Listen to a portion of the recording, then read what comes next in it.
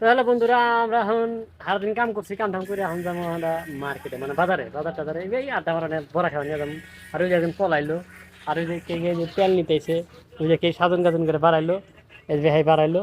আর এই যে কথা আছে এই যে, তো এখন আমরা গেতেছি বাজারে। তা বাজারে আপনাকে দেখা দিচ্ছি এটা হলো তেজপুর, এই থুলপুর টাউনে না আর কি।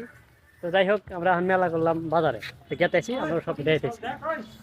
তো গাইস এই যে লেবু গাছ, লেবুর গেটে লেবু গাছ, আর ওই যে ড্রাগন ফল গাছ আছে। তারপরে দেখা যাচ্ছে ওই যে এনে খালি যে ড্রাগন ফল গাছ করবো তাহলে মানে